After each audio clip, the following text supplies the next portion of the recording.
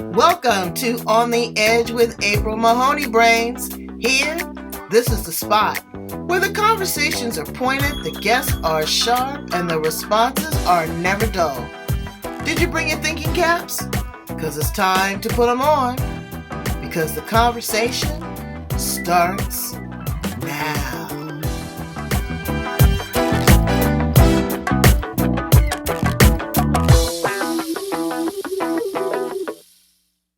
I am so awake right now. I am oh God. All right. I'm gonna tap into his new stuff then. Oh, because yes. I think it's evolving, right? Is that what you're saying? It is absolutely it's evolving. You have to have your mindset, but sometimes mindset can keep you stuck in a certain pattern, with one certain goal, one certain objective. But when you are conscious, you are aware of everything around you. Opens up. It opens up. It opens up your space. It changes your trajectory. It just allows you more, I believe, more freedom. And that is what it's done for me. I'm reading great books. Like this morning, I had the best meditation, dedicated it, got in the jacuzzi, got a hot shower, lathered my body in cocoa butter.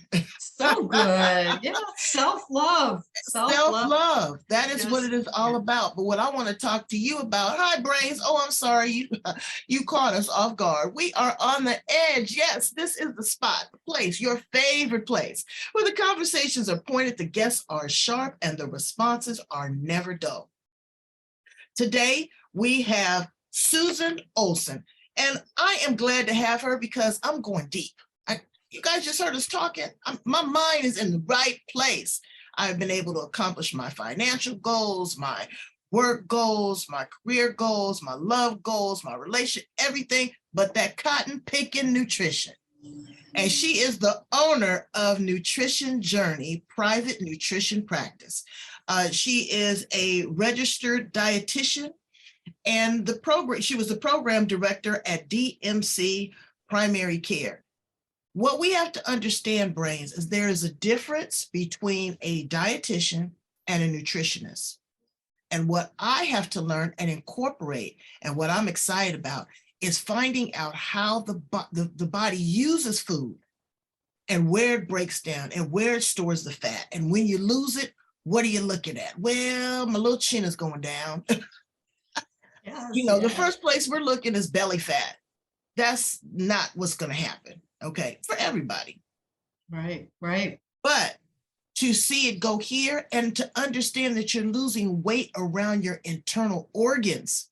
See, Susan, I knew you were coming, honey. You're ready. I had to get ready. So we're going to talk to you about that. I'm so excited and so much more. Welcome to On the Edge. Please tell us a little bit about you and how you show up in the world. Oh, April, I love you. This is great. Great way to get started. And I really love all the things you said about just really the wholeness of this. And I have been a dietitian for 40 years. I'm very fortunate that I've been able to do the work I love for so long, and especially in a space that always is evolving and changing. So in nutrition, I've done different things and positions. The thing I did the longest was work in a primary care setting of traditional medicine, which really staged me to be able to see what I needed to see.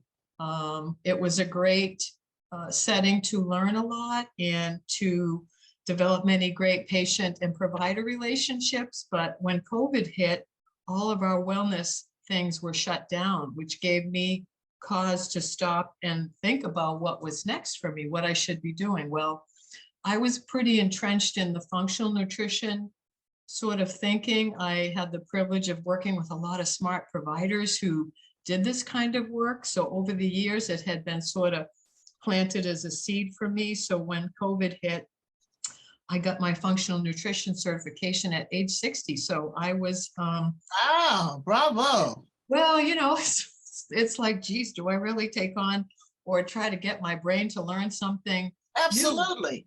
New, right? And let me stop you right there for just 1 second, because when we get to a certain age, they teach us how to die. They do not teach us how to continue to live. And I am on a crusade to stop that noise. I Okay. love it. I think you're Oh, they absolutely teach you how to right. get your Social Security, how to get your prescription, how to get your Medi-Cal, how to worry. They teach, but Right. they don't teach us how to maybe not reverse the hands of time, but move at a slower pace and to settle into your 60s. Because I'm 60, honey, and I don't look it. I know, yeah. So no, it's a whole new way, or really opening of the mind to understand, like you said, this whole idea of healthy aging and what the body's able to do. Right. And it all starts with our thinking. And so when you take a leap of faith, and that's what I did. I decided that I just had this strong calling to make some big changes that took me out of the setting where I had to see people quickly, you know, one after the other, like a doctor. And this was hurting my soul because I knew I was seeing people that needed more time. And, you know, like everything, you want to build a relationship with people. You have to get to know them.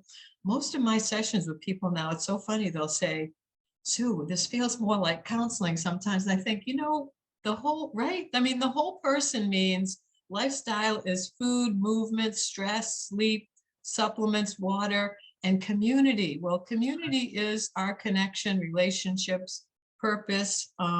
So for many people, we have to reverse engineer and look at what parts of that story do we need to build on and understand and work with, because you're right, the science in nutrition is fascinating. It's very interesting to learn and understand the body and how it works, but just as important is your relationship with food, your thinking, your behaviors, your habits, things that are very entrenched and hard to change, hard to break.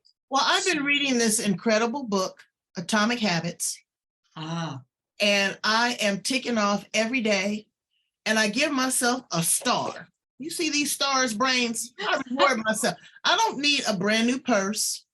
I don't need a new dress. I do need a vacation. But I reward myself. And if I get a page full of stars, I'm going to take myself on a vacation. It's the little accomplishments. It is changing, replacing an old habit with a new habit. And it is the best book ever because I started doing that. And I really, honest to Bob, I never thought I had a issue around food, just except for being greedy and loving it, you know, and snacking all the time. But I did notice one thing. Every time I got in the car, for the most part, if I'm going somewhere, I'm going to a restaurant with one of my friends. And I'm like, no. So you know what we do now? We grab a bottle of water and we meet at the park. Oh, big. Okay. Yes. Yeah. Or I'll say, let's pack our lunch, pack us some snacks, and we'll do that. We'll go to the beach. So you can stack your habits. Well, and you know, it's funny, small changes and awareness like that really do add up. And sometimes these are things that we live in a culture of food that's so fun. We just think about food and it can show up. So we're very tempted with what is the social aspect around the food, but changing that so that, like you say, I'm meeting with a friend. I want this to be about the time with the person. Food is nice, but it doesn't have to be the thing. Do you know what I mean? We're trying to balance the important. Me and Mr. Magnificent have a love date. And it was usually to get up and go and have breakfast. But I'm gonna tell you something, Brace. I'm not gonna name the restaurant, okay? But we go to this particular restaurant, a chain, and when we come home, we go right to the toilet. Yep. Well, I mean, pew. And I'm like, okay, now there's something in there. And I was telling him, and he goes, oh, well, I said, no, there's something in there, an additive, a preservative, something is in there that is not agreeing with our system. You should not have to go to the toilet immediately when you get home from a restaurant. So now I said, let's encourage, let's play dominoes. Let's, go shoot pool. Let's go watch people and let's eat at home. I know what is in it. And my refrigerator, I'll go to the big box store and spend $400. Yeah. All the food in the world. But again, like you say, it's the social interaction. I like to watch the people. I like, to be served and all that. But you have to switch your mind up. So I want to talk to you a little bit about how food works inside the body. And, not in detail, but we ingest this food, okay? And we could talk about it forever. The preservatives, the additives, the trickery. Right. You see Right. all this fat-free, sugar-free, gluten-free, organic. How do you know? You don't really know. Right. Well, and this is the thing, April, and I think women need to be reassured that this has been a setup. We are where we are because of 60, 70 years of the food industry changing food. The government all has been complicit. And really, when you industrialize and change food, the food we eat now is largely food that hijacks the brain using fat, salt, and sugar. It was very ingenious. And so we have this problem of food addiction, and people are compelled to eat some and then want more. But the good news, and because I'm an optimist, the good news is that the curtain's been pulled back, right? We have all these great information and documentaries that show us how this happened and how we got here. So now there's just as big a movement to reverse this, and people are aware and they understand what you just said about what's happening in food out, how it's altered. And so the quest is now really to learn and understand how to eat more real, whole food. So whatever you read, see, hear, doctors, experts, those of us, who do this, the two messages in eating boil down to this idea of a Mediterranean, right? So Mediterranean style of eating is more of a concept than a one-page diet, but the bottom line is whole food. It is, but you know what? Let me tell you about that. Okay, so we went to Italy. I don't know what took me so long to get there. It is absolutely phenomenal. If you haven't been there, brains, you better save your pennies. But the food there laid on my palate for almost an hour after we ate. It was wonderful. People take their baskets, they go to the market every 3 or 4 days. I could rub the apples and not feel any wax on it. I could feel the cucumbers without any wax on it. They cut the cheese and hand it to you. But what I noticed about this Mediterranean diet is there are plenty of carbohydrates. I sat and watched this one couple eat a 7-course meal. I was like, are you kidding me? And they just luxuriated. It is farm to table, number one. Okay, farm to table. You go in, there's not a lot of refrigeration. There's fresh kill of animals and meat. You take it home, it's no problem. There is the herbs and the tomatoes. Everything is so fresh. So, and olive oil. Olive oil is your friend. I use olive oil on my skin, okay? Right. Olive oil is great. So when you say the Mediterranean diet, what I found more so than anything was it was really farm to table, the freshness of it, not being in the freezer for, however long. It really, really made a difference. So you're absolutely right with that. And I felt like, and walking, oh my God, they walk everywhere. I love it. I absolutely love it. I was tired. I had come from the Vatican. I said, oh, I'll hail a taxi. He goes, oh no, madame, you can walk. And I said, okay, I'm thinking it's a block or two. Girl, it was about 4 or 5 blocks. I was huffing and puffing, but I felt so good afterwards. And the food, I didn't feel heavy. I didn't feel bloated.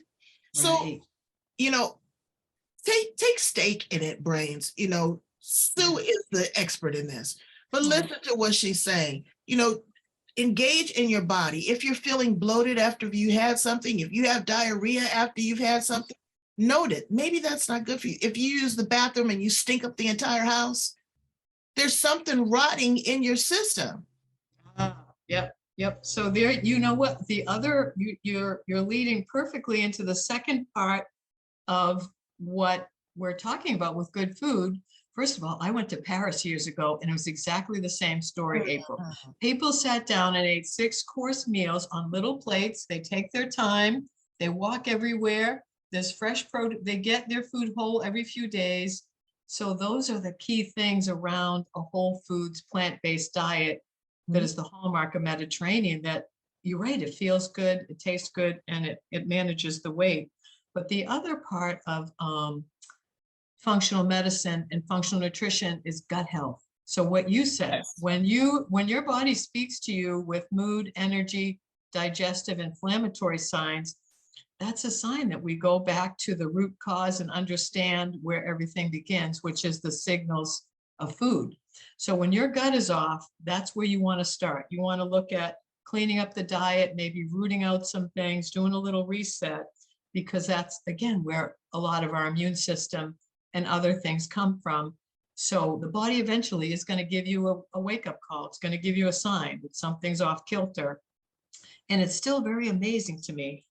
This is why I get up and do this job every day for so many years. It's amazing how well the body can heal, repair, regenerate, even in people that look like they are a lot of damage or a train wreck, so to speak. There's a lot of stuff that's gone downhill, but when you go in and start to make some of these changes, I can't believe how well the body will respond and start to turn around, right? So And very what people don't realize, again, Brains, I'm just having a session here. But the bloat, okay. The bloat is a real deal. You want to think that you're losing weight right away, but you got to get that inflammation down. And, you know, these programs don't tell you that. You're looking for the quick fix, but you've got to get that down. What I've been reading is that where you lose weight too is the inflammation around your major organs inside your body before you're going to see your waistline, your bust, your back, your chin, all that. You've got to get all that stuff back in its proper proportion, because when you're all swole, you have, you know, moved everything around. So the bloat is that. And, you know, another thing, juicing. It is, invest in a juicer, Brains. You know, fresh juice is the best. You know, people that have limited intake with sugar, I get that. Follow your doctor's instructions, but also read some books, because this fresh juice is so much better than processed. You don't waste your produce. I do it. The garbage goes out on Friday. On Wednesday and Thursday, I make fresh juice. I look in there and see what cucumbers, carrots, apples, whatever is left, and I put in it. You put in the refrigerator, and it will last. And I drink it the first thing in the morning as a self cleanse and get the body working. And then a glass of water instead of that coffee. I'm telling you, I'm on fire. You watch. You're gonna see it about 6 months, and you're gonna go, "Who's that girl?" You are the you will be the transformation, which I again, will. It's so exciting, because once you understand this, April, and you see it, I joke, you can't unsee it. So when you're understanding what's happening to the body and how we've been set up, and as you start to take back some control over things, as simple as a Mediterranean plant-based eating means the compounds in plants, those phytonutrients, are Mother Nature's medicine. Anti-cancer, anti-inflammatory, cell liver protection, immune boosting. There's no drug that can make that claim. So yes, something like juicing and getting these plants into our body in a consistent way is awesome. It's amazing.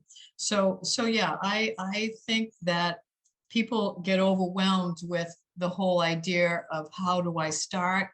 And boy, I have such a long way to go. But like you said, it's one day, one step at a time to build a new habit, to build a new routine. And we don't have to worry about what we're doing next week. Can I just manage it a few days at a time? Because this is where you start to feel the changes. And what does that do? That motivates you and really starts to build your momentum. Because you mentioned what they call visceral fat. When anyone says weight loss, they mean fat loss. Muscle's the good stuff, right? Body composition. Women don't get much muscle, and that's the problem. We lose muscle as we get older, so we are seeing a slower metabolism because of that muscle loss. So we're trying to address exactly what you said, that specific area. Visceral fat is the fat packing organs. It's the most inflammatory. It's basically what is behind diabetes and all your cardiometabolic. So when people even have a small fat loss around the middle, that translates into great health benefits. And again, when your pants and clothes fit better, I know. that's a happy thing. Yeah. You know, Yeah. and women and people of color, I need you to take this to heart. Everyone in my family has diabetes. Mm, Every they didn't miss a soul, you know, mm, and it's really sad. And it's genetic, but you can, if you can't turn it around completely, you can doggone sure manage it. And absolutely. I was in China. You know, I had to tell y'all about my trips because I immersed myself in the culture. And I'm sitting at the table and I'm getting ready to order the food and I order water. And she says, "Oh, you're the first American that has come here that hasn't required that sweet poison." And I said, "Sweet poison?" She's talking about soda. Yeah. They call it sweet poison. So when I look at it now, I look at it as a sweet poison. And going back to inflammation for a minute, I worked at KPBS creating audiences, and Dr. Andrew Weil was there. Oh, love him. Yeah, so before that, I worked at a cosmetic company, Origins, and he had all of his lines there, everything from topicals to ingestibles. And I really got my head around what inflammation was. Now, did I act on it? No. So information is only powerful when you apply it. Mm-hmm, And mm-hmm, I'm at a point in my life to where this has to be a lifestyle change. When you were a baby, you got breast milk, then you got some solids, then you got some junk food, then you made your own choices. Well, you've got to reverse back to that because it's once an adult and twice a child. mm-hmm, mm-hmm. And so you Yes. have to go back to the more simplistic things that work within your body. Your body has changed. And Mm-hmm, Susan, I just really admire you for hanging in there for 40 years. I mean, you look lean and uh-huh, your skin is radiant. People don't realize that it affects your skin, your hair, your mm-hmm, eyes, everything about you. So give mm-hmm. us 2 or 3 nutritional tips, something that we should really be aware of outside of the exercise. But what are things that you would suggest that we incorporate? You said something about supplements. You know, people are back and forth on that and exercise. What else do you suggest? Well, I think the basics, like you just said, keep it simple. As a dietitian, one of our expertise lies in taking what people already do and like and eat and help them to slowly transform, swap out, and find things they will eat. Because anybody can pick up a book, like you said, information. I can read a meal plan, I can get those anywhere. But to be able to convert that into something that's real and practical for someone to not just start, right? Because people can start anything, but we're really talking about what you just said, long-term lifestyle sustainable. So that's where the work, the coaching support comes in. And really, like I say, we're talking about eating more real food, whole food, plant-based, pushing away some of these processed, damaged fats that are in foods. Again, there's high fructose corn syrup, added sugars and everything. And this is where the cycle of eating those things lights up the brain to want more. So we press back on things so the body has a chance to do a little bit of healing and cleaning. And then we can better hear more our natural regulators of appetite. The body is very wise. We really just want to step back and give it what it needs. And that's where a good whole foods diet is awesome.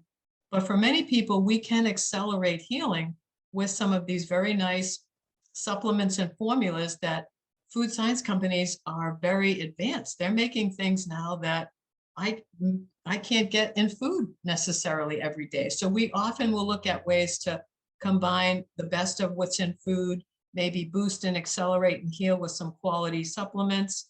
And then you have more energy and you'll walk and you'll drink, you know what I mean? So all the habits are going to build on support and help each other. So, so that's the message. But the other part is really reassuring people this is not a straightforward path, right? You know this, we go forward, it's very normal to relapse, drift, have to reset. It's not an all or nothing, on or off process. There's a lot of learning and a lot of, again, exploring what works for you, me, and a runner. We all have different needs. So we want to sort of work with that and understand it and not be so hard on ourselves. Women are very much what do they call the inner critic? They're so hard on themselves, and it's Well, you okay. speak to women, but men don't even want to go to the doctor. Yeah, true. They True, don't true. want to go to the doctor, and it's awful. I'm going to talk to you about this. Okay, there's all these different type of, there's pescatarian, there's vegetarian, there's plant-based. Let's stop right there with this plant-based, because there's a restaurant that I go to and it's plant-based. What damn plant is it? Is it a manufacturing plant? I mean, really, I asked him, what plant is it? Is it soy? Is it black beans? What is it? I don't know. And so that just kind of alarms me, because again, that's a part of the marketing. It See, is. they Totally. get whatever's trendy. Trendy, Whatever's trendy. Yeah. You'll Yeah. look and you'll see everything is sugar-free. Okay. But if they're sweetening it with something, we just bought a sugar cake the other day, but it's kind of sweet. Yeah. Yeah. And I detox from sugar. Now my daughter just went to the extreme. I mean, she bought everything that did not have sugar in it. I didn't do that. I just stopped doing it. I had the headache. You would have thought I was getting off nicotine. Withdrawal. Yeah. I did have the serious withdrawals. Brains, you have to be patient with yourself. But you have to make a promise to yourself. Are you worthy? Mm-hmm. Love the skin you're in. Sure, you can have a fancy car. Sure, you can have a new dress. You can have a Gucci bag, all this kind of stuff. But it's nothing. Your health is your wealth. Absolutely, absolutely. And sugar is the devil. It is really the thing that I told they called it sweet poison. I was like, sweet wow. poison. It's the same.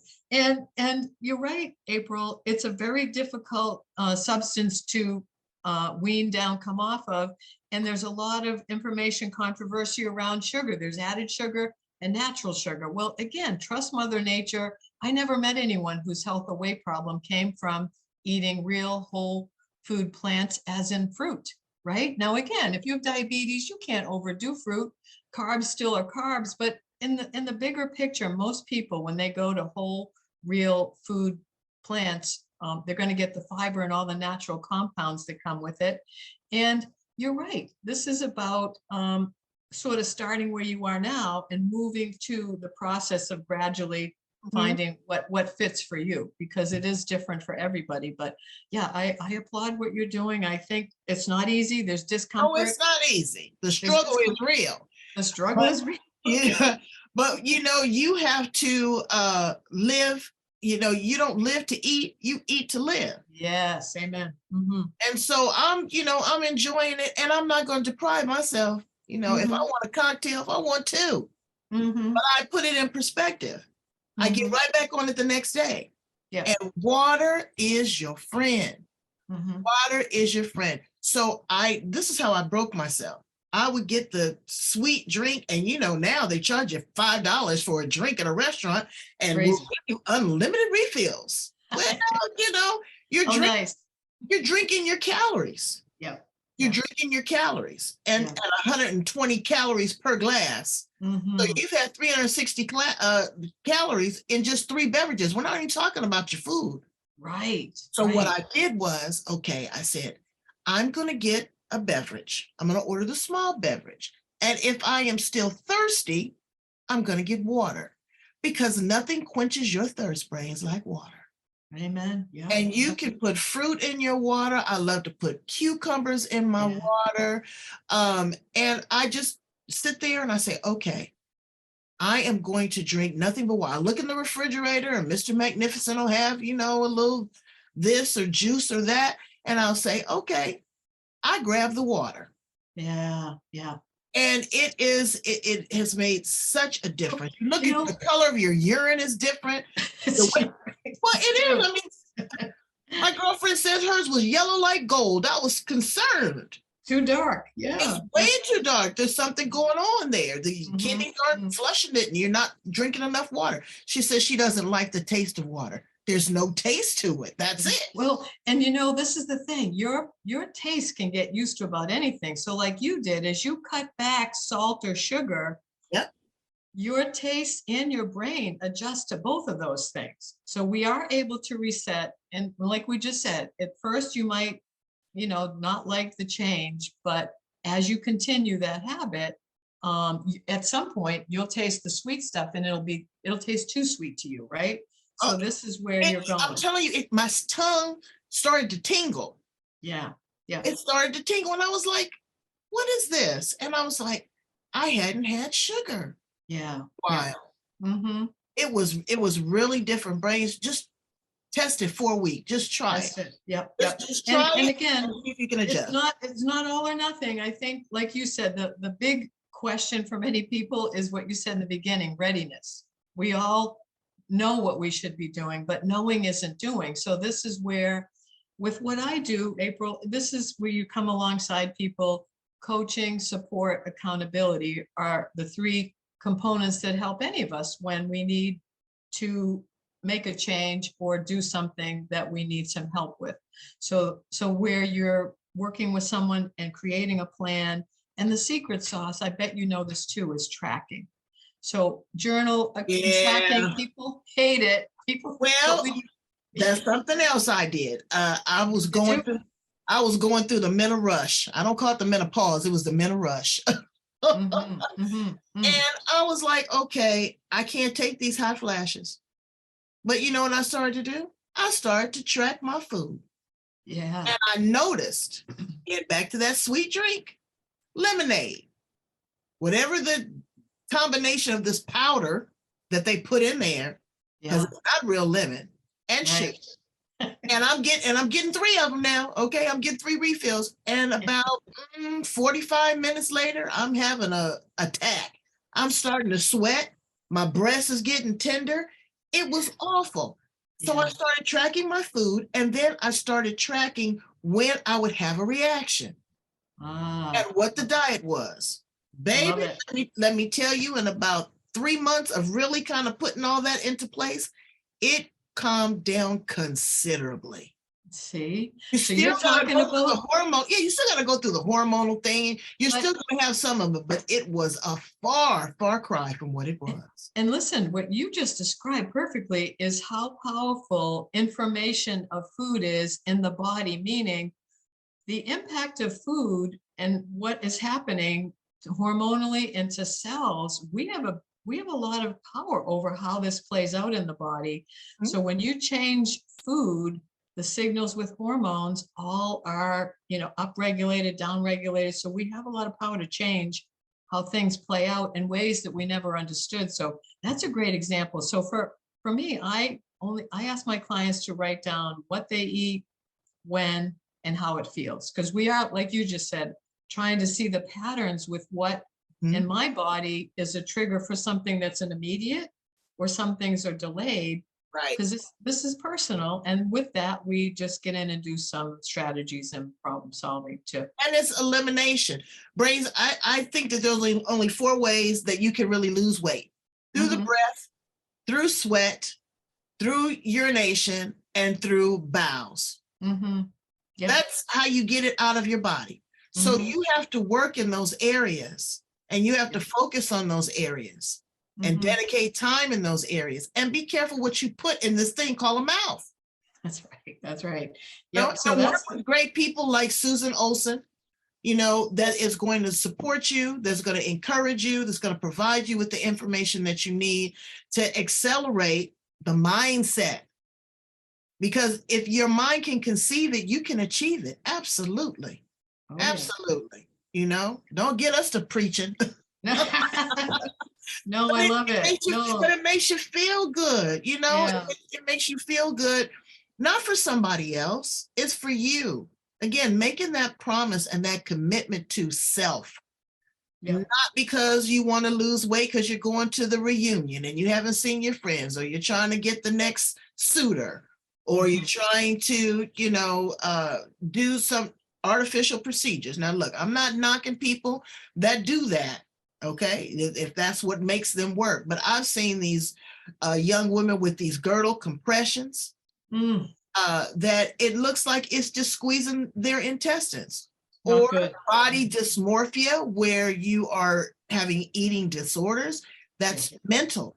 You Mhm. know, that it's mental. And as we get older, our diets will change. Medication is going to impact us. There are going to be people that are going to need medication. Mhm. Uh, for some people that are on dialysis, they don't urinate, so they can't take that much intake in water. But there are other things that you can do, to Absolutely. supplement. Yeah. So, Well, and you're right. I mean, this is about a personal journey to help understand what your body needs. And most women, it is overcoming the hurdle of under treating yourself well with food, because we're born to be the nurturers and we care about what everybody else is doing and eating. We never think of giving people we love or even our pets anything that would make them unwell, but we're slow to turn that around to ourselves. So treating yourself well with food, self-care with food starts with some of the very simple basic things of what you take out, push away.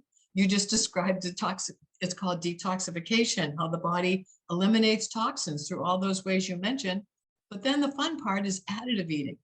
There's a lot of things I actually like that I just have to figure out how I'm going to get them into my body most days. So that is a positive relationship with food, and it gets away from all the numbers and calories and scales, and it just becomes a simple process of how we do that. and you know what else, Brains? It's portion control. Mm.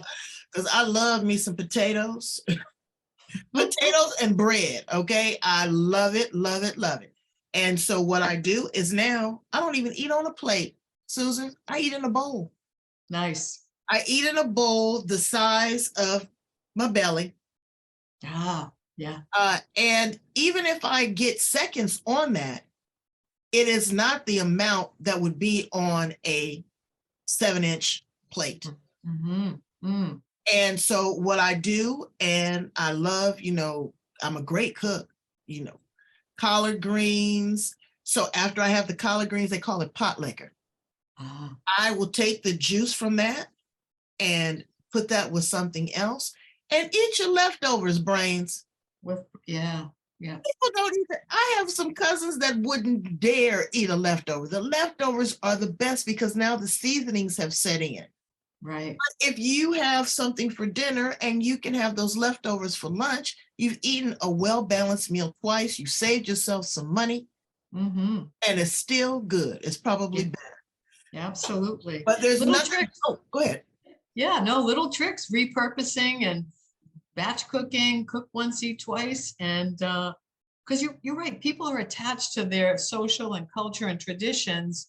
And you want to be able to do that in moderation. And I'm laughing about the bowl because when I hit my 50s, it was my epiphany that like I can't eat, I don't get to eat what the rest of my family eats because I'm Right, not an athlete. I'm not burning the calorie. right. So as you look at a smaller dish or bowl, you think about is that enough? Because you think, oh, I used to be able to eat. You know what you find out? It actually is enough because you're testing smaller amounts. And like you say, if I eat that whole bowl and I'm still hungry, well, at least I can sort of check in and see, is this real hunger? I do have the option to have more, but I'm not assuming we're starting bigger because this is a culture. That's the problem. Supersizing is when everything got much bigger, Oh, yeah. And right? advertising. When Right. I started this, every commercial was a restaurant. Oh, and that burger looks so good. That cheese is melting, and Yeah. the steak with the salad and this, that, and the other at the restaurant. So you go, that's fine. But I'm gonna tell you something else. In closing, that was very eye-opening and awakening for me. I get a little emotional when I think about it. As my mother was transitioning, I looked at her diet. And I listened to what she said she didn't want anymore that she didn't like. She said, my mother would love some sweets, her and my brother. And she said, oh, no, that's too sweet. I don't want that. Or Wow. I don't like the taste of bacon anymore. I don't like the taste of meat anymore. I don't like ground beef anymore. Her Mhm. body was making the transition. Wow. And I listened to that. And to this day, her spirit is in the room right now. And she's Mhm. shaking her head. I can feel her. But as she did that, I'm saying to myself, okay, she made the transition. Why don't you mimic some of these things because she's doing a cleanse?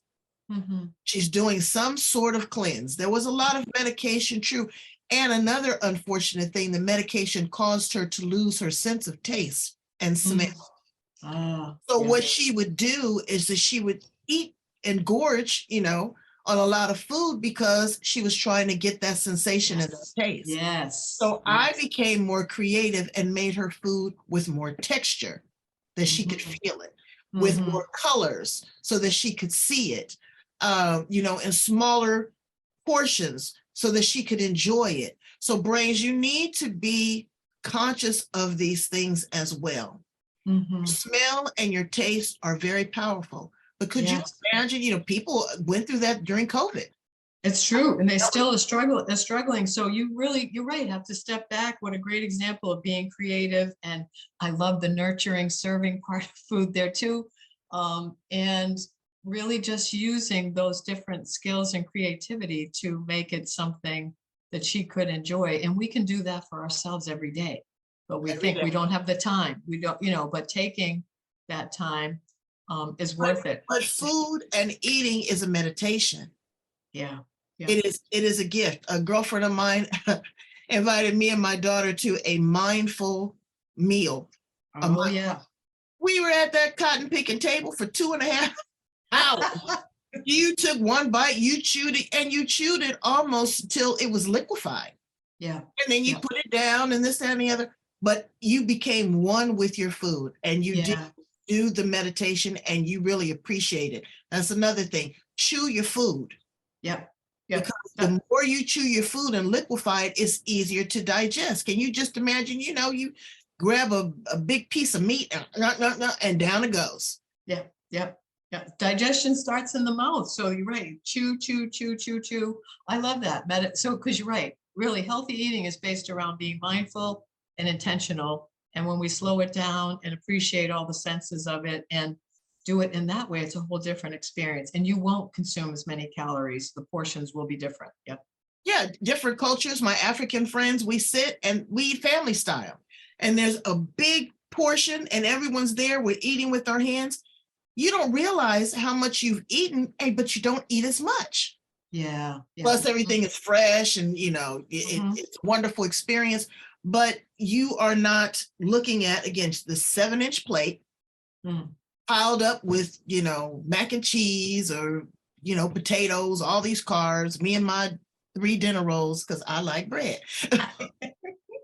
I hear you. But it is what it is. And you are absolutely amazing. Thank you so much for engaging with me. I couldn't wait to get you on here. I knew that you knew your stuff and you helped me validate that I am in the right, I'm driving in the right lane because I want to live. I do want to live. I applaud you and I really enjoyed this. Thank you, April. Yeah. So tell my brains how to get in contact with you. They want to work with you the best way. I'm on Facebook. I have a nice Facebook group, or if you were to search my name, Susan Olson, Olson, or the name of my practice is Nutrition Journey. So Susan Olson or Nutrition Journey on Facebook, and my website is realnutritionjourney.com. So either website or Facebook would be the best bet. Well, what we're going to do is we're going to put all your information at the back part of this interview because I don't want you to miss it. Brains, rewind. Put yourself in, let Susan be the Uber driver and you be the passenger. Why don't you just ride for a minute, okay? Take stake in the view. Look at everything around you. Go through your refrigerator. When you go to the grocery store, go to the outer perimeter instead of going up and down the aisles. Be creative. Eat your leftovers. You'll save some money. And go to Europe and China and get you something to eat. And also go to my website. Go to my YouTube page. I'm on LinkedIn, Twitter, Instagram, Facebook, Blog Talk, iTunes, Mixcloud, Apple. I am all over the planet, okay? But I'm there searching for the right people like Susan to help you because I love you, Brains. Like, love, subscribe to the podcast, and we will talk to you again soon. Thank you, Susan. Thank you, April. You're the best.